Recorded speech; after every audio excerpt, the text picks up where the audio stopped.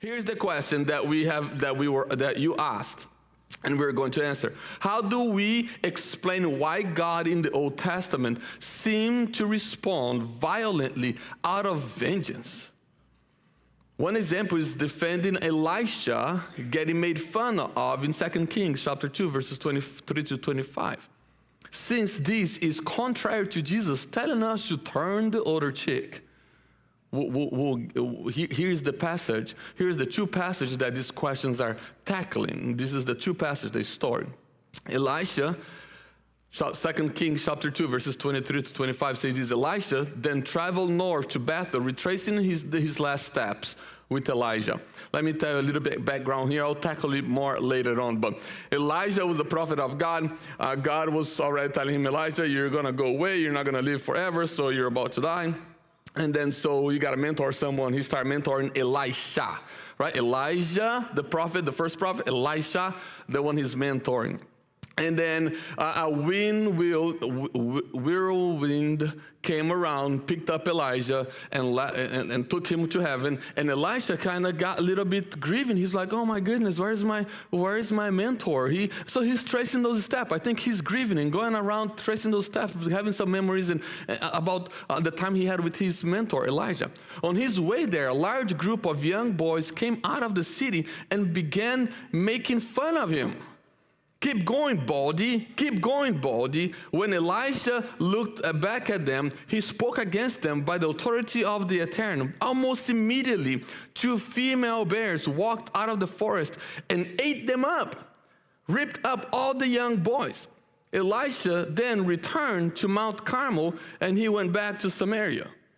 So people read this passage like, whoa, what the heck's going on here? How is it God is, sending bears to eat kids? Like, that's crazy. Like, we got to ask some questions about this. You know what I think is funny about this passage? The first thing is this. The couple of lessons that we learn here is the first, don't make fun of bald people. Make fun of bald people and you get burned. I'm telling you, if you come making fun of bald people, I know what to do, and I'm going to talk to God, and He's going to send. This is the part that I love. 2 female bears, not male bears, because we know those are nice. The female ones, I'm just joking.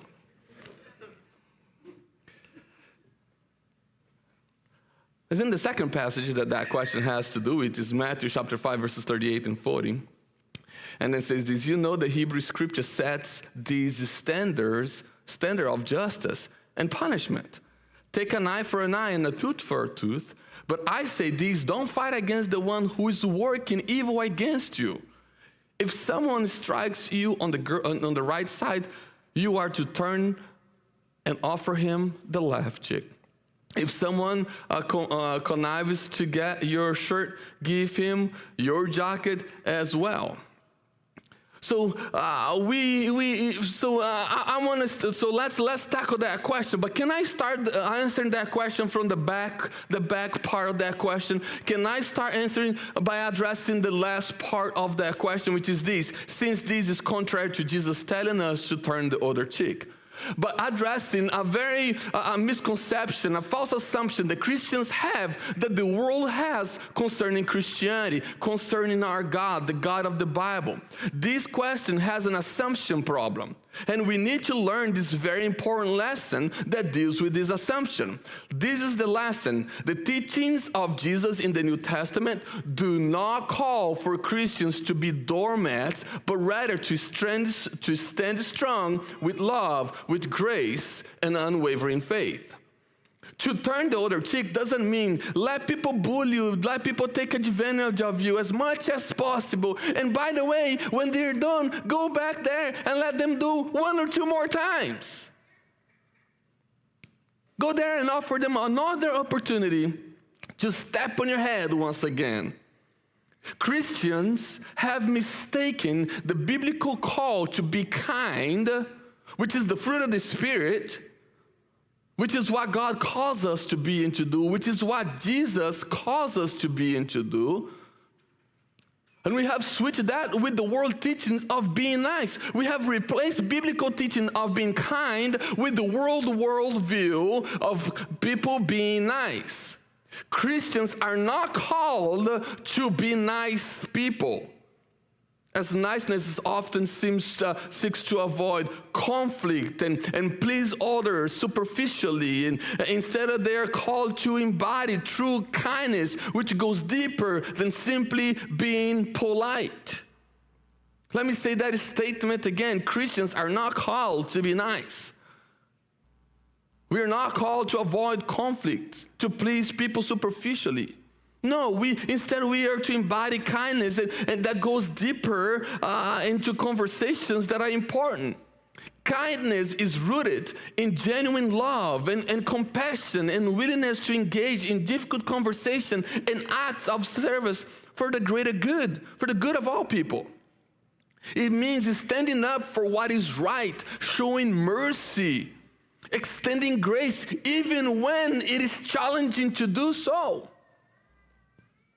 True kindness reflects the heart of Christ, who exemplifies sacrificial love and unwavering commitment to truth, love, and justice.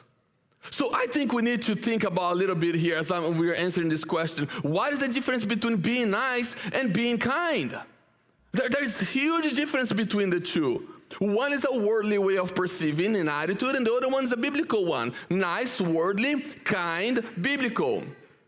Christians are not called to be nice people. They are called to be kind people. And for that, we need to learn the difference between the two. So being nice, what does it mean to be nice? Being nice is superficial. Being nice often involves a polite and pleasant manner, even if it is not genuine. You're not genuine about it. Inside of you're hating what you're doing, but on the outside, you put it just on a facet. You focus on maintaining social harmony and avoiding conflict. We all know that in life we are going to have some crucial conversations that are important for your relationship, for your workplace, for the world in which we live. Nice, avoid those things. Niceness leads to conformity. Encourage what people call the nice behavior, which is about conforming to social expectations and being agreeable even at the expenses of one's needs, values, and personal identity. In the world that we live today, we are called in the name of niceness to give up our own convictions, our own values, our personal identity, so that we are in harmony with someone else around us. Conformity can pressure individuals to act against their own ethical or moral beliefs to align with the group, to align with the community, to align with the perspective of the world, leading to compromise with what I believe is one of the most important things humanity has: personal integrity. You no longer live out of your personal integrity because you're trying to conform to the peer pressure that is around you. A conformist society often values uniformity over diversity, stifling creativity and innovation, which is something that God has given us, which thrives on those two things. Innovation and creativity thrives on different perspectives and different approaches to things. And the world we are living today especially are called us to have just one way of thinking. And if you're not on that, niceness in the short term is usually about immediate interactions and can be situational, without a deep commitment to well-being of others.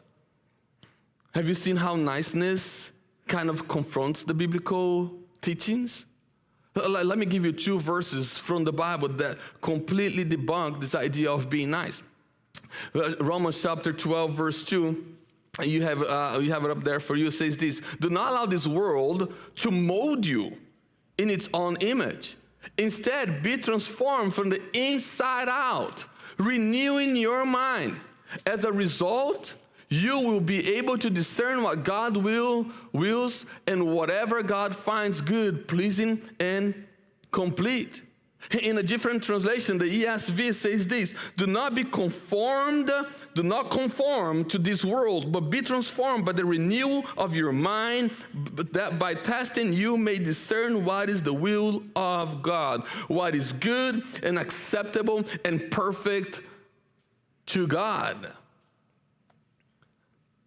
If niceness leads to conformity in uniformity, Romans chapter 12, chapter 2 tells us otherwise. But it's not only Romans chapter 12, verse 2. It is also John 15, verses 18 and 19. Jesus talking to his disciples says this: if you find the world despise you, remember that before it despised you, it first despised me. If you were a product of the world order, then they would love you. But you are not a product of the world, because I have taken you off the world, out of it. And he despised you for that very reason. We ought to live life differently. We ought to think differently. God has created us individually with our own identity, with our own mind, and he's working in every single one of us in a different ways. So when outside of the church and inside of the church, we're asking for conformity, uniformity and conformity, that's against biblical teaching. So let's focus on what's kind, being kind. So we talked a lot about being nice and the problems of that. And here's being kind. Being kind is genuine. Kindness comes from a place of sincere and genuine concern for other people. It's rooted in apathy and compassion. And that kind of genuineness leads to courageous living. Being kind can involve difficult action or words that are in the best interest of others, even if they are not immediately pleasant and agreeable with it. And in our lives, we know that we have to make decisions as parents. We have to make decisions for our kids. That makes them mad, but that's the kindest thing we can do, is to keep them from this, to keep them from that, because we know that if we be nice and let them do it, it will ruin their lives. I think one of the problems of parenting and marriages today is this idea that we must be nice to each other instead of kind to one another. In long term, kindness is about a deeper, more enduring commitment to helping and supporting others, often involving personal sacrifice. And I think here's why kindness is so important to me, is because it is a personal sacrifice that you make towards someone. So Christians must develop personal convictions that are based on biblical truth and not communal, cultural, or governmental norms. We ought to cultivate a strong understanding of our beliefs and biblical values based on biblical principles, based on the Bible. And I think this foundational understanding will help you resist the pressure to conform to the world idea that they have about God. That if there is a God, he must be nice. He gotta be a nice God. While the Bible does not teach us that God is nice, but that God is a kind God. God is kind. Jesus is kind. The Holy Spirit is kind. They are not nice. So Christians must be kind. We need to stop reading the Bible with the cultural mindset that calls for, that insists on, that demands on, that requires a nice God to exist. If you want a nice God, we can make that nice God. But the God of the Bible is not a nice God. He's definitely a kind God, though. We live in a nice attitude culture, which needs to move from nice to kind. So we need to stop reading the Bible with this understanding that God is nice. Like, no, he's kind. And out of his kindness comes justice and purity and love and grace and justice. and justice. Is God hateful and vengeful? Is God a violent God? Is God evil? Does he participate in evil? No. That's not what God does. That's not who he is. That's not part of his character. No, he's just. He's righteous. He's pure. He's joy. He's loving. He's graceful. But not nice, as people understand niceness to be. He doesn't do things the way people like or the way people approve, which upsets them. Let me break it down to all of us here this morning. God is not looking for approval of others. We are. And when we are being nice, we are playing in their hands. Christians are not called to be gaining the approval of others. They the only approval that they need is from God himself. And the approval comes from us living Christ-like life in the world we live today. I think if we come to this understanding of the character of God, then we can see the Old Testament difficult passage in a very different way. It opened up our minds, it opened up our hearts to a better understanding of who God is and how God acts, which is consistent in the Old Testament as it is in the New Testament. There is this thing in the church, outside of the church for sure, but this thing in the church that said that God acts one way in the Old Testament, and then in the New Testament, he acts different way. Are you kidding me? That's not true. That's not biblical. Do you know how me to prove it to you? Micah chapter 3, verse 6 says this, "For I, the Lord, I do not change." God doesn't change his mind. He doesn't change his ways. He doesn't start one way, say, I made a mistake. Let's go back and redo it again. That's not how God works. He knows exactly what he's doing. He knows exactly what his plan is. He knows exactly what he should do out of justice, out of love, out of righteousness, and so on and so forth. For I, the Lord, do not change. Therefore, you, O children of Jacob, are not consumed. Micah 3:6. In talking about the eternity of Jesus, the author of Hebrews chapter 13, the author of Hebrews in chapter 13, verse 8 says this, Jesus is the same yesterday, today, and forever. God operates in the same way in the Old Testament, in the New Testament, and in our lives today. He doesn't change. So let's get to the heart of the question. How do we explain why God in the Old Testament seemed to respond violently and out of vengeance? So let me tell you this. It's very hard. It will be very difficult for me to answer the whole question for you today. So here's what I'm going to do. I'm going to recommend to you 2 books, okay? I have 2 books here that I'll recommend to you. These 2 books, if you read them, you would have a concise understanding of violence in the Old Testament and how does Christian understand and how we explain that.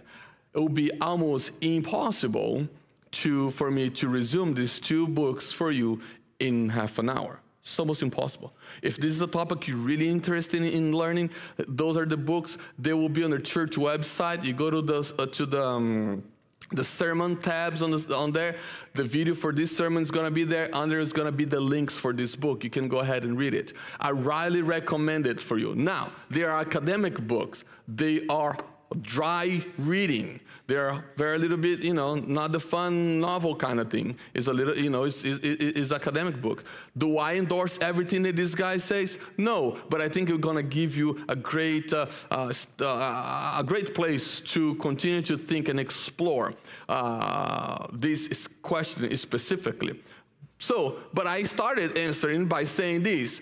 You need to move on from thinking that God is nice, to the idea that God is kind. And kindness comes with justice. Kindness comes with righteousness. Kindness comes with purity. Kindness comes with love, comes with grace, comes with joy. So we need to go away from that, reading that revenges God, to understanding the kindness of God.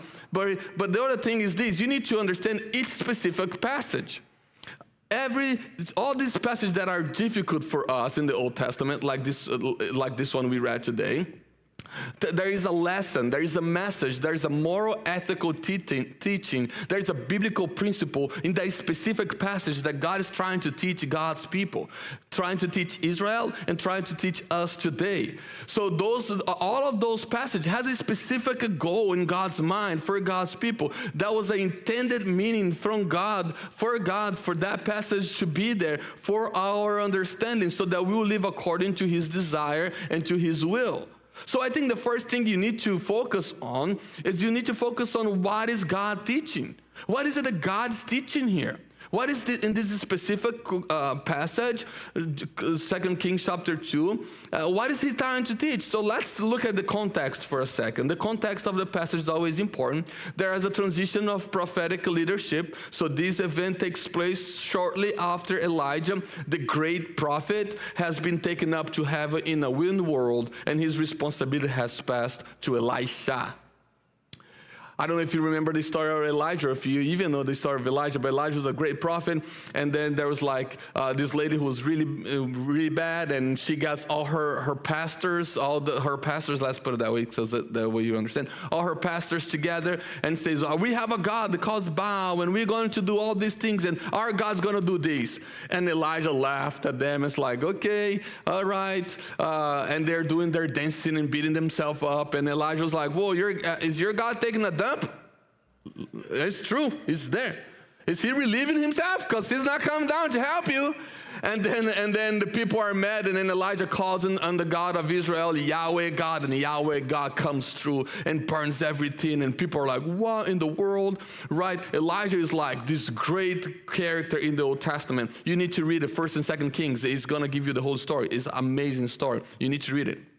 But this guy went away in a whirlwind, and then Elisha, his mentee, the guy he was mentoring, is staying behind to carry on the plan of God, to be a representative of God to God's people. So Elisha is now established his role as the successor of Elijah.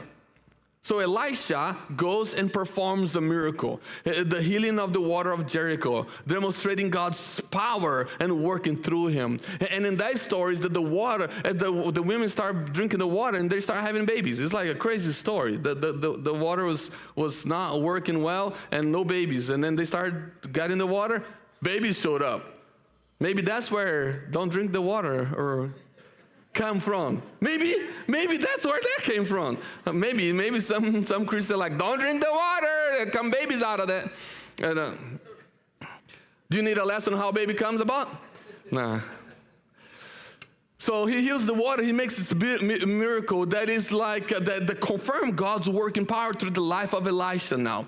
In the Old Testament especially, you knew someone was a prophet when God performed miracle through your life.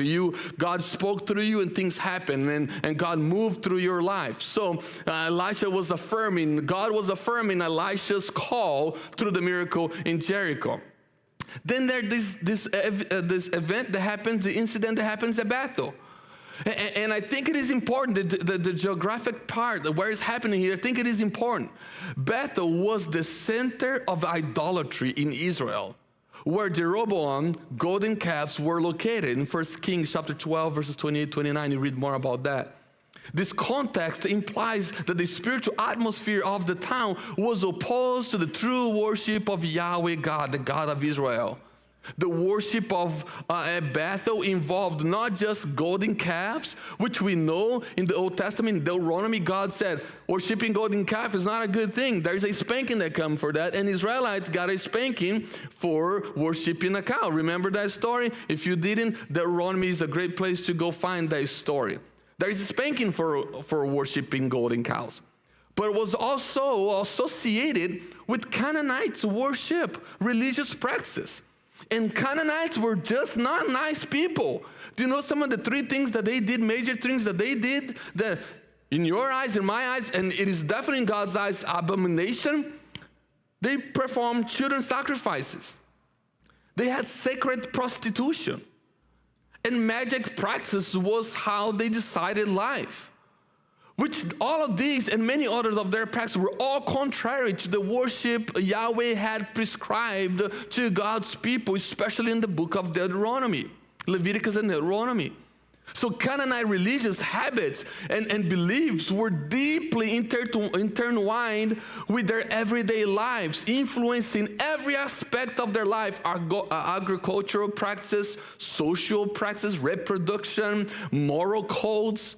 These practices were fundamentally at odds with the monotheistic worship and ethical standards that God, Yahweh, required of God's people, the Israelites. So understanding these religious habits helps to explain the strong biblical prohibition against adopting Canaanite practices and the severe judgment that was pronounced against them, especially in the book of Joshua, when God looked at Israel and said, go there, defeat Jericho, and wiped every single person.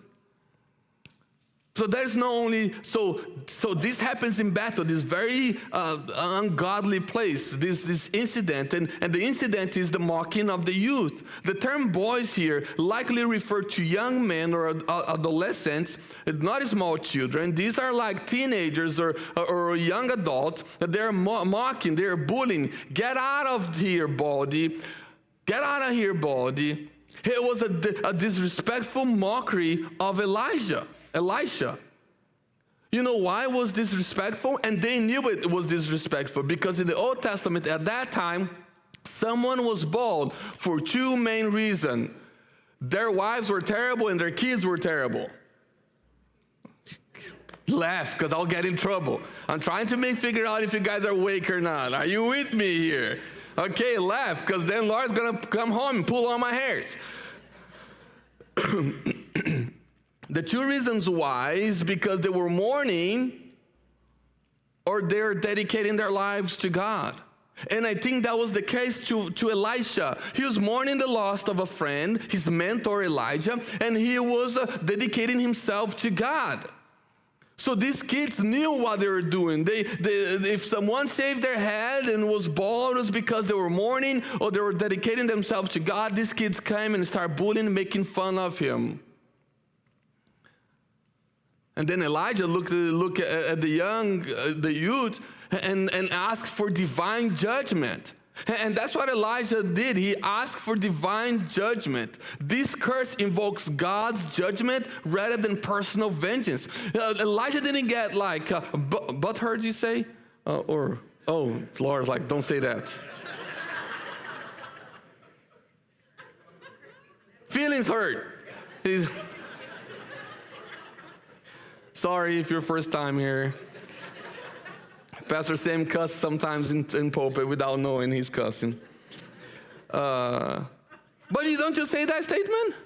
Okay, it's not appropriate. Okay, it's not the nicest way. Okay, Elijah didn't got hurt. Like he didn't got. Feelings hurt. I gave me a blank. And now it's like I'm on my ADHD just came in like, oh, you're. So he didn't get, his feelings hurt. It was not about that. It was not a personal thing. For him, it was about God. So following the curse, the two bears come out of the woods and eat 42 of the youth. This severe response is a divine act, not merely a natural consequence. This is not like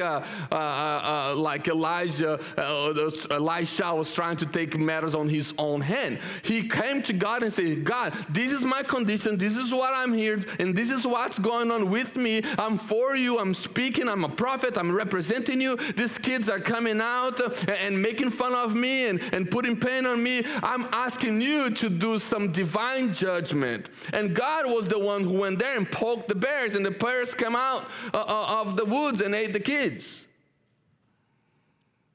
So many of us, though, in the church and in the world today, we get a hurt feeling because people were nice to us. And then we go and take in vengeance with our own hands and create in our own hands and our own minds what we are going to do to bring justice. While we should learn from Elijah that justice comes from only one hand. It is from God's hand himself. So Well, Pastor Sam, what is the point? So let's look at some lessons, theological implications to end here. There's some theological implications to this, and the first one is this: respect God's prophet. The incident highlights the importance of respecting God's prophets, who were his representative. Mocking Elisha was equivalent of mocking God's authority. He was mocking God himself. This validates Elisha's prophetic authority following Elijah's departure, showing that the same God who empowered Elijah now is the God who empowers Elisha. So the punishment highlights the seriousness of irreverence towards God and his messengers. This specific passage teaches that God's holiness demands respect and that contempt towards divine authority has several consequences. This story demonstrates that God will act to protect his name, act to protect his honor, act to protect his people. God, when he sent the bears out, he was protecting his name, his authority, but also Elisha, his people. The disrespect shown to Elisha was ultimately an affrontation and affront to God. And the judgment reaffirmed God's holiness and justice. A nice God would have looked at the boys and said, silly boys, oh, they will learn their lesson. Let them keep bullying people. They will learn that lesson later. It's okay. Let's not call their parents. Let them do their thing. Let them do their thing. That's what a nice God would do. A kind God would say, bullying someone is wrong, and justice needs to be done, and people must be held accountable for the wrong done. That's where punishment and divine justice come into play. The immediate and severe judgment illustrates God's justice. It acts as a warning against sin and rebellion. And here's where, for me, grace comes in, and where grace displays itself in the Old Testament. In all the passages of the Old Testament, people say, there's no grace in the Old Testament. Yes, there is. Here's one of them. This divine justice is an opportunity for repentance. Yeah, 42 kids lost their lives, for sure. That's right. I understand that. But while the immediate judgment was severe, it also served as a broader call to the nation to repent and turn to God. Listen, guys, don't go mocking God's prophet. Don't go pushing them aside. Listen to God's prophet and you will live life well. Do the opposite, judgment will come because justice will be served. So to conclude and summarize, God was teaching Israel several key lessons throughout this incident involving Elisha and the mocking youth. I have a list of them for you there. The importance of respecting God's appointed leaders and authority they carry. The necessity of reverence for God and the serious consequence of irreverence and idolatry. The protection of God's name, God's honor, and God's people in a context where his authority was challenged. The reality of divine justice, which serves both as a warning and as an opportunity for repentance. And I think this is where grace comes in. That event not only showed God's judgment, but say, hey, don't do it anymore. This is grace. God's giving you grace. Which is one of those moments where God extends his grace to the people. This passage serves as a powerful reminder of the holiness of God, the seriousness of sin, and the respect due to those who speak in God's name. Let me say that statement again. This passage serves as a powerful reminder of the holiness of God, the seriousness of sin, and the respect that is due to those who speak in God's name. And this passage is for us. This passage is for you. This passage is for you. This passage is for you. This passage is for you. You are the ones that speak in God's name in the world that we live today.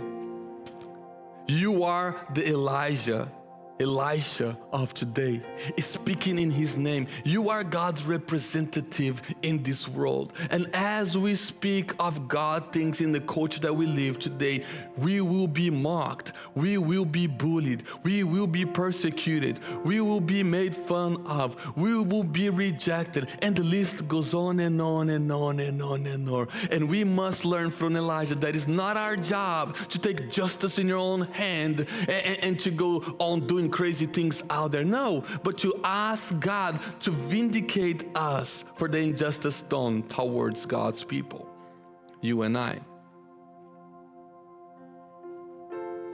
So the question was, how do we explain why God in the Old Testament seemed to respond violently and out of vengeance? One example is defending Elisha getting made fun in the Old Testament in 2 Kings chapter 2, verse 23-24, since this is contrary to Jesus telling us to turn. I think it starts with the understanding that God is not a nice God, he's a kind God, and that will change a little bit of our perspective on those passages. Second thing is to learn what God is doing in a specific text. What is he trying to teach God's people in a specific text? But then, if you want a more concise idea, a more concise answer, I would encourage you to go read these two books, and you'd have a great overall, I think a more in-depth understanding of how to answer that. Let me pray, and then we'll move on to communion. Can we do that?